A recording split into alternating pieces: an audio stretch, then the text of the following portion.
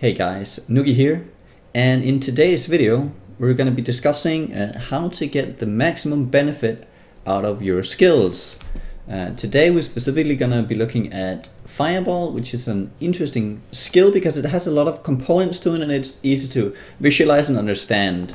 This should help you get some insight in how you should be using support gems with your active skills such as Fireball or other spells.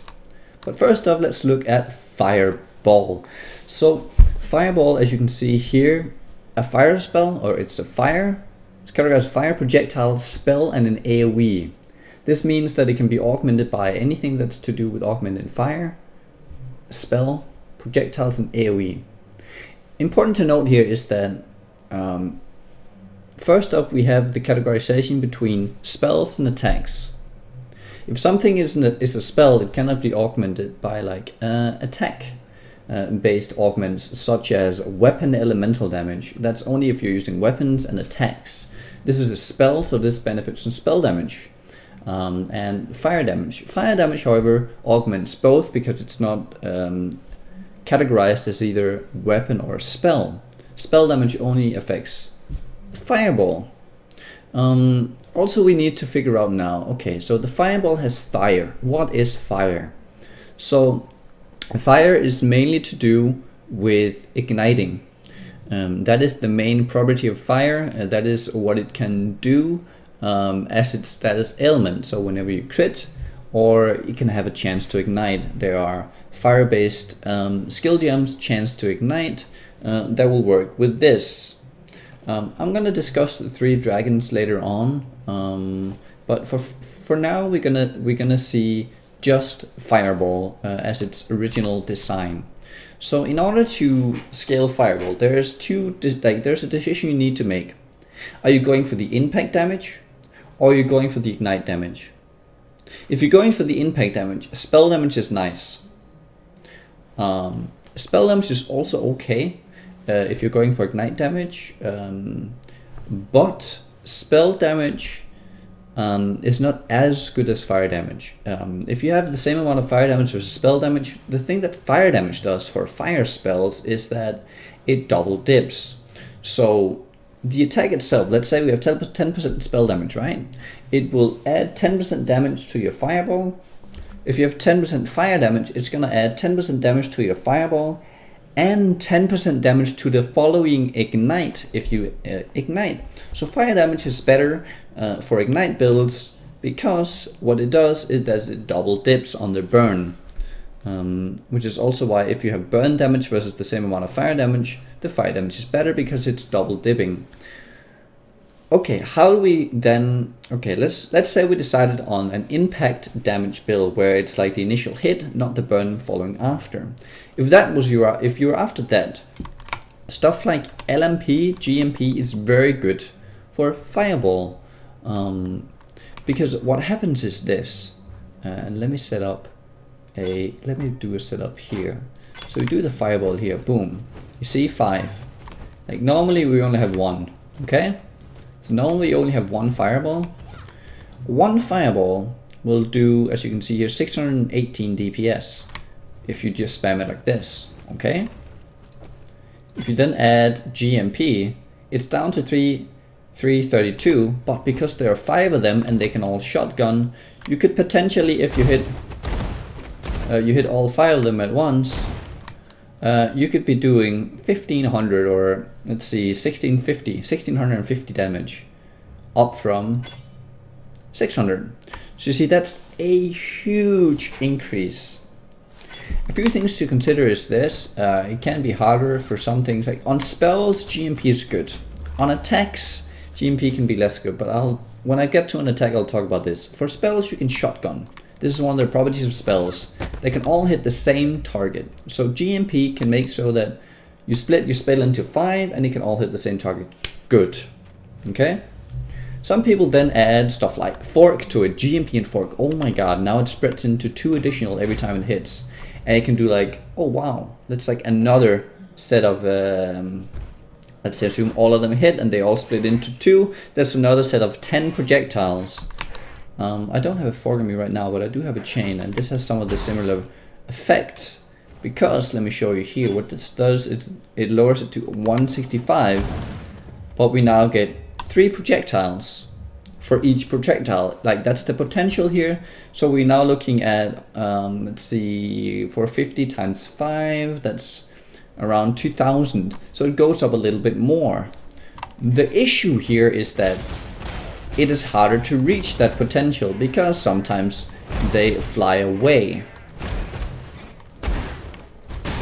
On spells it is pretty good though, because as they can shotgun, so you can have one target. As long as it's 2 targets, you can reach the full potential. If there's only 1 target, however, and you have chain in there, as you can see, if I only have this target and a shotgun, it will never chain anywhere.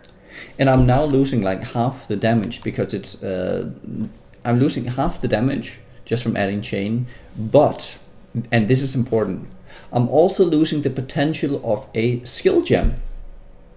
And this is important because I could have been adding Conk Effect in here for an additional 65% more area damage.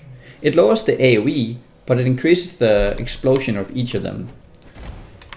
So by adding 65, let's say I could add this, that would add another 65%. That would get this to 30 times 680. That's like, I don't know. Let's just say 500. A flat 500, so that's 2,500 by adding Conk Effect, up from around 2,000. So you can see, instead of lowering it to like 1,000, if you added chain and you hit all of them, you could be upping it to 2,500 by adding Conk Effect, but this is on a single target. The AoE is less, it's harder to like clear an area, but we're doing more impact damage on like a single target. So one of the issues here though is that let's assume we self-cast. Well, are you gonna kill yourself with this? So the way you have to look at this, are you able to stay alive as well? So there are some other options here, like you need to get more fire res, you need to get Arctic armor, for instance.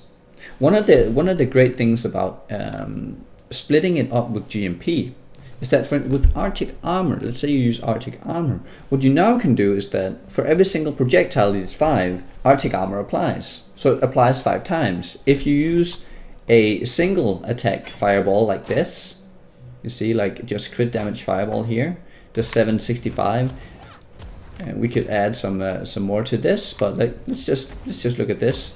Now it's doing 765 per attack. This means that every single attack is going to hurt you for more if you're using, for instance, Arctic armor. So yeah, when you look at how you should use these skills, look at how is it going to apply in practice. Is chain always going to be efficient? No. Is GMP is Conk Effect always going to be efficient? No, because you might kill yourself. Is chain always going to not kill you? No, because there's also lightning torrent. So there's a lot of things to consider here. But one of the most important things as well in terms of maximizing DPS output on like a fire skill and any of the skills is fire penetration. All of the penetration support gems for lightning, cold and fire are probably one of the most important skill slots, because the one place you're gonna have the most problems on any spellcaster is versus highly resistant monsters. If you have L resist aura plus fire resist on the monster and you don't have fire penetration, this is gonna be pain. Also note that fire penetration does not get a penalty from like bosses. They have curse penalties. If you're say going for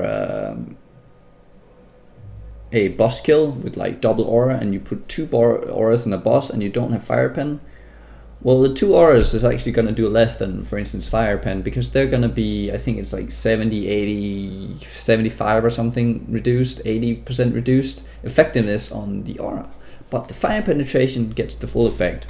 Also, if you have the option of running EE, that also gets the full effect. So EE and fire pen and stuff like that is exceptionally good on bosses. But it's only equally good on like normal monsters. If you're then going, so if you're going these impact builds, you can scale it with just pure spell damage, cast speed. You can utilize all the LMP and GMP and getting the maximum. Like here, you can really trust the tooltip. And like if you just times everything together, you put all that together and you boom, that's the impact damage. Okay. When we're talking about ignite builds, however, let's look at what Fireball could do on an ignite build. So Fireball and ignite build like this, we could use elemental proliferation. Where do I have that? I have it right here. So now what happens is that whenever I crit here or ignite, it is going to, let's see, there you go. You see, there's an ignite going, and they come in and they die. The way ignite works is that it's, I think it's 20% of the damage. Correct me if I'm wrong. It doesn't really matter here, but it's like 20% of the damage every second for 4 seconds, I think. You can extend the duration, and you can extend the ignite damage by a few things. So here's when you want the fire damage because it's double dipping. You want to have as much impact damage on the single hit, because proliferation, how it works, and this is how people do it. Proliferation only, any monster taking damage from a proliferation only takes damage from the highest current ignite. So if you're using GMP, you hit 5 different monsters and they crit or they hit for different amounts of damage. Only one, like you cannot have 5 proliferations on one monster. It's only gonna take the one that has the highest damage over time. This is why you wanna have those single highest DPS or single highest impact damage that is then gonna ignite everything around itself.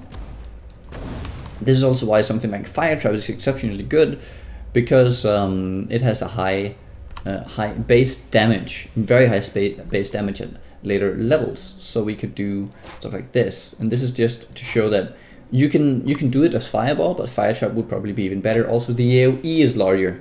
You just drop it once, boom, ignites everything. So the AoE here is very important. This is also why if you're going in a Ignite build, you want to have as much AoE damage as well, because both proliferation and the initial hit is going to be affected by the area. So you want to spread out, you want to hit one time in one single big hit with an Ignite build. Here, this is also where Kong effect can be good and bad. Kong effect is going to lower the area that you can spread the Ignite to, but it's going to increase the Ignite damage by quite a lot. Area of effect is going to keep the same damage, but it's going to increase the area. Okay, very, very cool stuff. Then we have something new that's called 3 Dragons. 3 Dragons is where the impact builds become good, where the initial hit is all that matters, and you don't want to ignite. You can now benefit from having more projectiles. In general, fire builds are not that great if you spread out the damage. In general, like, it's not considered that great because right now everyone wants the ignite to be incredibly high, because then we can also do more damage without reflecting it back to ourselves, or we can just put it in a fire trap. So now when we use the 3 Dragons, now we just want to have high crit chance. Okay, so the crit came in the end. Okay, but what happens is this. So with shock with 3 Dragons is this. Since you can shotgun, and whenever the way crits work is that whenever an attack crits, the entire attack crits. So let's say you put GMP. Let's say you put GMP on Fireball, right? We have 5 attacks. Assume they all hit. If you crit the attack, if you can get a shock of the first attack, that means that the second attack can also shock. But since the first projectile already shocked the target, the next shock is going to be augmented by the first, and then the third one is going to be augmented by the 2 previous ones, and then the 4th and the 5th attack is going to be augmented by the complete range of the 3 shock stacks, which is 90% extra damage. So it's 30, 60, 90. This is really, really crucial.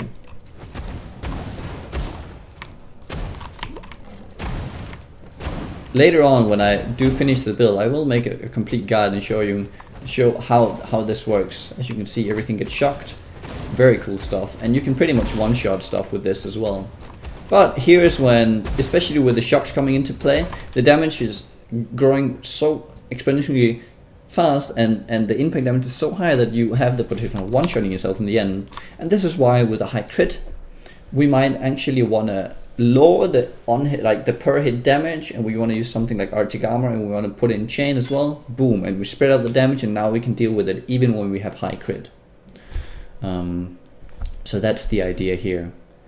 On the ignite builds, chance to ignite, to get as much chance of getting that one proc of the ignite. You don't have to do crit builds with this. Chance to ignite is probably better. For the impact builds, crit is pretty good. It's probably the best way of scaling any damage in the game.